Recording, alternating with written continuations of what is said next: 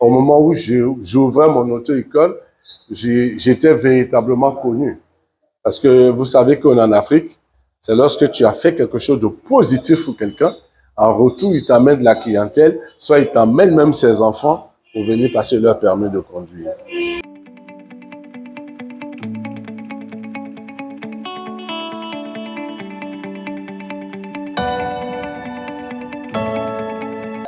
Ben, moi, c'est M. Thioulé Koné. Je suis directeur d'auto-école depuis une vingtaine d'années. Et je voudrais ajouter à cela que je suis aussi le président du syndicat SINADEMA ici, syndicat national des auto-écoles de Côte d'Ivoire, qui regroupe en son sein des moniteurs d'auto-école. Si je compte mes débuts avant d'être directeur, j'ai à peu près une quarantaine d'années à l'auto-école. Objectivement, pour ma part, je dirais que ayant entraîné une quinzaine d'années en tant que répétiteur, c'est-à-dire que je n'avais pas le diplôme pour exercer, donc j'ai tellement entraîné ma bosse dans le milieu que au moment où j'ouvrais mon auto-école, j'étais véritablement connu. Parce que vous savez qu'en Afrique, c'est lorsque tu as fait quelque chose de positif pour quelqu'un, en retour, il t'amène de la clientèle, soit il t'amène même ses enfants pour venir passer leur permis de conduire. Donc, mon champ d'action était pas trop compliqué, à part qu'il fallait aller souvent en entreprise pour chercher de la clientèle. Mais la majeure partie de ma clientèle, je dirais qu'aujourd'hui, c'est un club d'amis. Voilà. Nous savons, ils savent véritablement le travail que je fournis, les efforts que je fournis pour que véritablement leurs enfants aient de bonnes aptitudes à la conduite.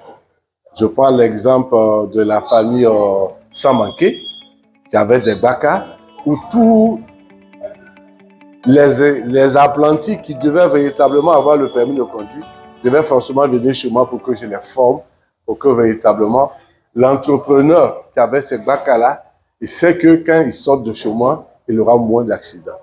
Voilà un peu, j'ai focalisé tout ça sur ma puissance de travail pour que l'auto-école puisse aller de l'avant.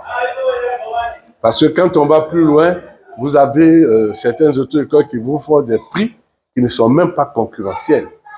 Prends l'exemple de quelqu'un qui a offert le permis à 40 000, à 60 000, pendant que toi, tu parles de 150 180 000. Il faudrait qu'en retour, tu puisses véritablement donner satisfaction à ta clientèle.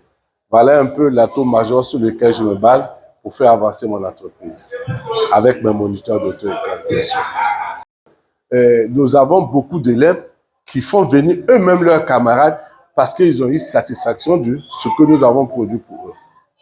Parce qu'aujourd'hui, il faut reconnaître que ce n'est pas dans la salle de cours seulement se passe le permis de conduire. Le permis de conduire se passe en circulation. Une méthodologie que j'ai mise en place qui consiste à accompagner nos apprenants d'abord au niveau du code de la route et ensuite, quand ils arrivent à la pratique, nous essayons de les mettre devant les actions de la conduite. Et quelquefois, lorsque nous nous rendons compte qu'il y a certains élèves qui ne se retrouvent pas dans certaines intersections, où ils n'arrivent pas à appliquer la priorité qu'ils devaient appliquer véritablement, cet élève, par exemple, je le ramène, malgré qu'il ait eu le code de la route en examen théorique, je le ramène encore dans la salle de code pour qu'il puisse vraiment assimiler les différences que nous avons contactées dans sa pratique.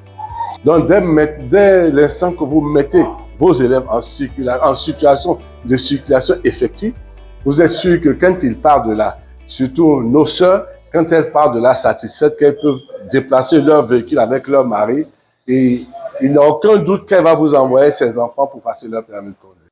Bon, généralement, le choix des auto-écoles dépend de l'administration de tutelle. C'est après avoir obtenu l'agrément d'une localité que vous allez sur cette ville et puis vous cherchez l'endroit idéal pour installer votre auto-école. Il arrive quelquefois, si vous avez exercé dans cette localité-là, vous n'avez pas droit à avoir un agrément dans cette localité pour concurrencer votre ancien patron. Donc, généralement, pour installer une auto-école, il faut d'abord faire une étude de faisabilité. L'environnement, est-ce qu'on aura la clientèle potentielle pour pouvoir faire face aux charges, c'est-à-dire le local, le personnel, les impôts, l'achat des véhicules. À partir de ce moment-là, on trouve un site idéal. Aujourd'hui, vous avez remarqué qu'à Abidjan, on se retrouve avec une plénitude d'auto-écoles. Et ça, on nous a dit que il le fallait parce que Abidjan grandit. Et nous tous, on y est dedans. Mais je pense pour ma part que l'administration de tutelle veille au grain à telle enseigne que, même s'il y a plusieurs auto-écoles dans une zone, c'est que la masse de la clientèle est énorme. Voilà ce que je pourrais vous dire. Sinon, ce volet-là appartient à l'administration de tutelle qui dit à tel endroit, je vais mettre 2 auto-écoles ou bien une auto-école. La concurrence en tant que telle, quand cette concurrence-là, je prends l'exemple d'une auto-école qui se trouve à proximité de moi, qui fait le permis de conduire à moitié prix, j'essaie d'emmener ma clientèle à comprendre. Parce que je vais plus loin dans le prix que je leur donne. Je leur dis, voilà, quand je vous prends tel montant, voilà à quoi votre montant sert. Quand vous avez un candidat qui prend plus de 15 leçons de conduite, alors qu'il sait qu'une leçon de conduite, le carburant qu'il utilise est à plus de 3000 francs, je crois qu'il est heureux de venir avec son fils parce qu'il est sûr que son fils partira avec des aptitudes pour déplacer un véhicule sans danger. Je crois que c'est un peu ce petit secret-là que je transmets à mes enfants pour leur demander de travailler avec amour, d'accompagner leur clientèle à ce que le client soit véritablement satisfait. Parce que dès l'instant où le client n'est pas satisfait, c'est à partir de ce moment-là qu'il va aller voir ailleurs. Mais de nos jours, certains parents comprennent qu'un permis de conduire, quand tu le fais à 60 000 francs, ce n'est pas un permis de conduire. C'est la mort que vous êtes allé acheter pour votre enfant. Il y en a même qui vient dire non, moi, mon fils, là, je veux qu'il fasse ça, il fasse ça. Et ça me fait énormément plaisir. Vraiment. Ça me fait énormément plaisir quand j'ai un enfant qui arrive de Finlande, on me dit que de faire son permis, je dis, mais tiens, mais je n'ai pas de simulateur, il faut que je puisse aller avec lui à une auto-école, il y a un simulateur pour qu'on puisse mieux l'apprendre. Et son papa n'est pas gêné de me donner 250 000 francs pour que son enfant ait cette formation. Il y va de la suivi de son enfant. Je crois que aujourd'hui, dans le monde de l'entrepreneuriat, nous devons chercher à mener les entrepreneurs que nous sommes à évoluer dans ce sens. Non pas à se focaliser sur l'argent, à se dire demain, si je l'ai mal formé, est-ce que ce n'est pas mon enfant même qui va tuer? Si je le forme à bas prix, est-ce que je ne me fais pas du tort? Moi-même, je ne pourrais pas payer mes impôts. Et il est important aujourd'hui que l'AFIPME, qui décide d'encadrer les auto-écoles, ne le fait pas véritablement, je le leur dis, parce que véritablement, ils ne le font pas leur travail. Parce qu'encadrer quelqu'un, c'est de l'accompagner. C'est de voir comment il grandit. L'auto-école a grandi, mais en réalité, l'auto-école n'existe pas en Côte d'Ivoire. Nous qui le faisons avec amour et patience, nous tenons les baraques parce qu'il faut tenir. Sinon, en politique, nous n'avons pas été accompagnés. Et l'auto-école a 60 ans aujourd'hui. En politique, nous n'avons pas été accompagnés. Je dirais que les défis sont énormes, parce que dans le domaine de l'auto-école en particulier, le défi que nous avons qui est majeur, c'est au niveau des accidents, la circulation. Il faudrait que de manière objective, nous arrivons à permettre à nos apprenants d'avoir une connaissance vraiment plus élargie du code de la route jusqu'à la sécurité routière. Parce que c'est 2 domaines qui sont un peu différents. Donc les défis sont énormes, surtout l'acquisition de nos matériels roulants. Parce que nous avons droit au matériel roulant hors taxe et didactique, ce que nous n'avons pas. Nous avons ce défi-là devant nous tous les jours. Nous le partageons auprès de nos administrés pour que véritablement il y ait une politique pour nous accompagner. Sincèrement, l'activité de l'auto-école aujourd'hui n'est pas rentable. N'est pas rentable parce qu'il n'y a pas un prix uniforme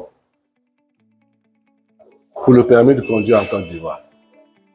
Quand même l'État de Côte d'Ivoire décide de faire un permis de conduire à 200 000 francs, finalement, le temps que le permis arrive dans les auto-écoles, je prends l'exemple d'emploi jeune, les auto-écoles vont se retrouver avec des miettes, soit un 80 ou un 100 000 francs. La différence d'argent, là, ça va où? Aujourd'hui, l'auto-école ne nourrit pas son homme. C'est pour ça que le doyen Pépé Paul se plaignait à mon niveau pour dire tu as permis à trop d'enfants d'avoir leurs autorisations. Mais aujourd'hui, l'auto-école ne nourrit pas son homme. On fait avec. Si on était suivi véritablement et qu'il y avait des arrêtés pris pour nous permettre d'avancer, l'auto-école allait nourrir son homme. Mais aujourd'hui, ceux qui le font, ils le font avec amour et passion. Sinon, tu ne peux pas espérer avoir de l'argent dans ce milieu dès l'instant où les prix ne sont pas homologués. Parce qu'au niveau de la formation, on te donne un module à transmettre à l'apprenant. Mais est-ce que l'apprenant en question, il a l'argent nécessaire pour pouvoir te payer? Mais si depuis sa maison, depuis chez lui à domicile, il savait que le permis était à 600 ou 800 000, je crois que les familles allaient s'apprêter à venir vers les enseignants que nous sommes pour que nous puissions donner le véritable de nous-mêmes. Mais aujourd'hui, on le fait avec amour et passion. Parce que si on nous accompagnait, vous allez venir trouver des nouveaux véhicules, vous allez venir trouver des enseignants avec cravate. Mais comme on n'est pas accompagné, vraiment c'est avec amour qu'on travaille et que l'Éternel nous soutienne dans notre démarche et que les jours à venir, nous puissions véritablement avoir une autre vision de l'auto-école. Parce que la vision de l'auto-école aujourd'hui, il faut aller plus loin. Moi, j'ai été surpris de rencontrer un de mes élèves qui est payé à près de 4 millions de francs CFA à Rangol. Et j'ai dit, ah, Éternel, merci. Si aujourd'hui on a des apprenants qui arrivent à ce stade, ben c'est bon. Mais et l'auto-école en tant que telle, tant qu'on ne nous a pas donné les moyens, ne nous a pas donné les moyens, on n'est pas encadré suffisamment pour aller dans ce sens, je crois que ça serait difficile. Je voudrais en profiter pour dire merci à tous vos collaborateurs de ce temps d'antenne que vous avez permis au président du Synode de Maïs, que je suis ma modeste personne, et au nom des auto-écoles de Côte d'Ivoire, vous dire merci et que tout en espérant que ce que je viens de dire sera entendu par l'autorité qui nous gère actuellement et que dans les jours à venir, les auto-écoles soient mieux encadrées, vraiment que le Seigneur fasse que votre retour soit, votre séjour dans notre milieu soit un beau séjour et que d'aventure, nous puissions être une table, échanger avec tous les partenaires du transport. Je vous remercie.